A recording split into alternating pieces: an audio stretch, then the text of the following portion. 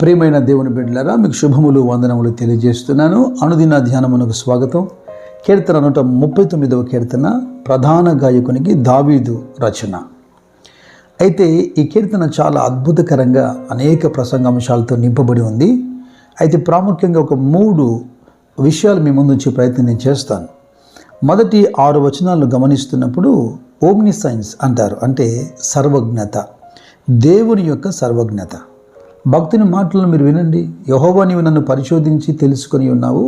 నేను కూర్చుండుట, నేను లేచుట నీకు తెలియను. నాకు తలంపు పుట్టక మునిపే నీవు నా మనస్సు గ్రహించుచున్నావు. నా నడకను నా పడకను నీవు పరిశీలన చేసి ఉన్నావు. నా చర్యలన్నిటినీ నువ్వు బాగా తెలుసుకొని ఉన్నావు. కొంతమంది కొన్ని కార్యక్రమాలు చేస్తున్నప్పుడు మరుగు చేసుకొని ఆ కార్యక్రమాలు కొనసాగిస్తూ మనుషులెవరూ నన్ను చూడట్లేదు అని అనుకుంటూ ఉంటారు. అయితే వీరు దేవుణ్ణి కూడా నరుల లెక్కలో జత కడతారు. రహస్యంగా ఉన్నప్పుడు దేవుడు కూడా చూడలేదు అనుకుంటారు. అయితే ఆయన కంటికి మరుగైనది ఏది లేదని, ఆయనకు సర్వజ్ఞత ఉన్నదని, అంటే ఇంకా నీకు ఆలోచన పుట్టకమునిపే నీ తలంపులను ఆయన ఎరిగున్నాను అంటున్నాడు. ఆదికాండం 4వ అధ్యాయంలో 2 అన్నదమ్ముల మధ్యలో ఉన్నటువంటి ఈ పేచీ, అంటే కయ్యూను హెబెల్ని ద్వేషించి తృణీకరించి చివరికి హెబెల్ని చంపేశాడు. 4వ అధ్యాయంలో దేవుడైనటువంటి యెహోవా ఆ కయ్యూను అడుగుతున్నాడు 9వ వచనంలో, నీ తమ్ముడైనటువంటి హెబెలు ఎక్కడున్నాడు? ఆల్రెడీ హెబెల్ రక్తము దేవునికి మొరపెట్టింది, అది విన్నాడు, అది చూశాడు. కానీ కయ్యూను అడుగుతున్నాడు. కయ్యూనిచ్చే జవాబు చూడండి, నా తమ్మునికి నేను కావలి వాడనా అంటున్నాడు. ఇతనికి కూడా పైన ఒక కావలి ఉందని మర్చిపోయాడు. ఆ మాటకు వస్తే తినొద్దని చెప్పినటువంటి పండు తిని తాను దిగంబరిని గుర్తించి తను తన భార్య ఇద్దరు ఆకులు కప్పుకొని చెట్టు చాటున దాక్కున్నారే. దేవుడిని యెహోవా వచ్చి, ఆదాము నీవు ఎక్కడ అన్నప్పుడు ఆదాము ఎక్కడున్నాడో తెలియకనే అడిగాడా? ఆదాము జవాబును కోరుతూ కదా ప్రశ్నించాడు.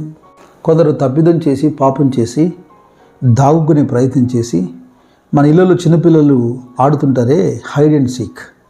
Don't try to play hide and seek with God. దేవునితో లాగా దాగుమూతులు ఆడే ప్రయత్నం చేయొద్దు.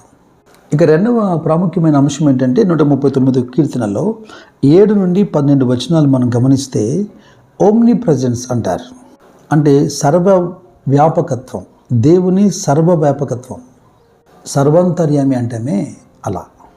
ఇదిగో ఏదైనా తప్పిదము పొరపాటు చేసినప్పుడు కాస్త దాక్కునే ప్రయత్నం చేద్దామని భక్తులు అంటున్నాడు.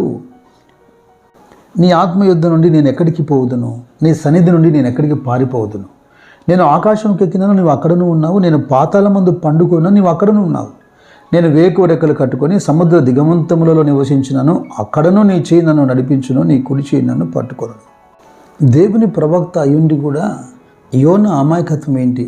యోనా గ్రంథంలో దేవుడు, నినివే పట్టణస్థుల పాపం నా దృష్టికి బహుఘోరంగా ఉంది, వెళ్ళి వారికి సువార్తను ప్రకటించమని యోనాను నినివేకి వెళ్ళమంటే దేవుని మాటకు అవిధేయత చూపి నినివేకి వెళ్లకుండా తర్సీస్కి వెళ్ళే ఓడ ఎక్కి తర్సీస్కు పారిపోయే ప్రయత్నం చేస్తున్నాడు. దేవుడు అతన్ని చూడలేదా? దేవుడు అతన్ని పట్టుకోలేదా? ఇక రాజుల 2వ గ్రంథం 5వ అధ్యాయంలో మనకు ప్రవక్త దగ్గర శిష్యుడిగా ఉన్నటువంటి గెహాజీ కనపడతాడు. ఓ శక్తివంతమైన ప్రవక్త ఎలీషా తెలుసు తనకు. అయితే రాజు బహుమతిని ఆశించి రథముల వెంట పరిగెత్తి వారిచ్చినటువంటి ఐశ్వర్యాన్ని దుస్తులను తెచ్చి దాచిపెట్టి నేను ఎక్కడికి వెళ్ళలేదని బొంకుతున్నప్పుడు ఎలీషా చెప్పిన మాట, రాజు 2వ గ్రంథం 5వ అధ్యాయం 26వ వచనంలో, ఆ మనుష్యుడు తన రథం దిగి నేను ఎదుర్కొన్నట్టుకు తిరిగి వచ్చినప్పుడు నా మనస్సు నీతో కూడా రాలేదా?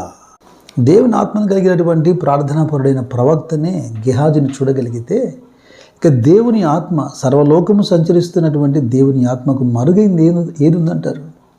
ఇదిగో హెబ్రీ గ్రంథకర్తలా రాస్తున్నాడు 4వ అధ్యాయం 13వ వచనంలో, మరియు ఆయన దృష్టికి కనబడని స్పష్టము ఏదియూ లేదు. మనం ఎవరికి లెక్క ఒప్ప చెప్పవలసి ఉన్నదో ఆ దేవుని కనులకు సమస్తమును మరుగులేక తేటగా ఉన్నది.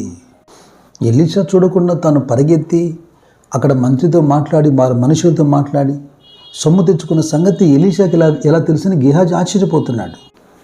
దానియేలు అంటాడు 2వ అధ్యాయం 22వ వచనంలో, మరుగు మాటలను మర్మములను బయలుపరచువాడు ఆయన, అంధకారంలోని సంగతులు కూడా ఆయనకు తెలియనని. ఇక 139 కీర్తనలో మరొక అంశం మనం చూడాలి. అది 13వ వచనం నుంచి 16వ వచనాలు. ఇక్కడ మనకు కనబడుతుంది గాడ్స్ ఓమ్నిపోటెన్స్, అంటే సర్వశక్తి. ఒకటేమో సర్వజ్ఞత, రెండోది సర్వ వ్యాపకత్వం, మూడోది సర్వశక్తి. నా అంతరంద్రియములు నీవే కలగజేసేటివి, నా తల్లి గర్భమందు నన్ను నిర్మించిన వాడవు నీవే. నీవు నన్ను కలగజేసిన విధము చూడగా భయమును ఆశ్చర్యము నాకు పుట్టుచున్నవి. అందును బట్టి నేను నీ కృతజ్ఞతాస్తుతులు చెల్లించుచున్నాను. నేను రహస్యమందు పుట్టినవాడను, భూమి యొక్క అగాధి స్థలములలో విచిత్రముగా నిర్మింపబడినవాడను. నాకు కలిగిన ఎముకలను నీకు మరుగై ఉండలేదు. నేను పిండమునై ఉండగానే నీ కనులు నన్ను చూశాయి. నియమింపబడిన దినములలో ఒకడైనా కాకమునిపై నా దినములన్నీ నీ గ్రంథములో లిఖితమాయను. రహస్యమందు తల్లి గర్భములో ఎలాగ నన్ను నిర్మించావు, ఎలాగా నా ఎముకలను నిర్మించావు, ఎలాగ నా స్పష్టంగా నన్ను చూసావు. ఒక చిన్న అణువుగా ప్రారంభించబడి తల్లి గర్భములో 9 మాసాల్లో ఓ పరిపూర్ణమైనటువంటి శిశువు తయారవుతుంది. దీని వెనక దేవుని యొక్క సర్వశక్తి ఉన్నది. సృష్టిని ఎలాగన తన శక్తి చేత, తన వాక్ ద్వారా ఆయన కలగజేశాడో, అలాగే ఆయన మనల్ని విచిత్రముగా నిర్మించాడు. ఆయన మన సృష్టికర్త, మన నిర్మాణకుడు. ఇది మనిషి తెలివికి మించినది. ఇది మన కనులకు ఆశ్చర్యం. ఆయన కేవలం నరుని హృదయం తెలుసుకోవడం మాత్రమే కాదు, ఆయన దృష్టికి పాతాళము అగాధము కూడా తేటగా కనబడుతుందంట. మరుగైనది ఏది లేదు ఆయన ఎదుట. ఇదిగో అంధకారం ఆయనకు చీకటిగా లేక వెలుగుగా ఉన్నప్పుడు ఇక ఏది దాచబడుతుంది?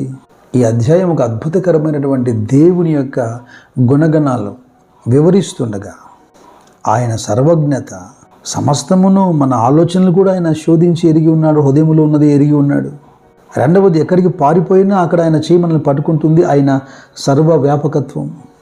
ఇక మూడవదిగా ఆయన సర్వశక్తి. ఎలాగ తప్పించుకోగలుగుతాం? ఇంత గొప్ప దేవునికి సింపుల్గా లోబడ్డం తప్ప. ఇక మనం ఆయనకు సరెండర్ అవుతూ భక్తునిలాగా ఇలాగ మనం ప్రార్థించాలి. 139 కీర్తన 23-24 వచనాల్లో, దేవా నన్ను పరిశోధించి నా హృదయము తెలుసుకొనము, నన్ను పరీక్షించి నా ఆలోచనలు తెలుసుకొనము. నీకు ఆయాసకరమైన మార్గము నా ఎందున్నదేమో చూడము, నిత్య మార్గము నన్ను నడిపింపము. దైవకృప మీ ఆత్మలను కాయునుగాక. God bless you. God bless you.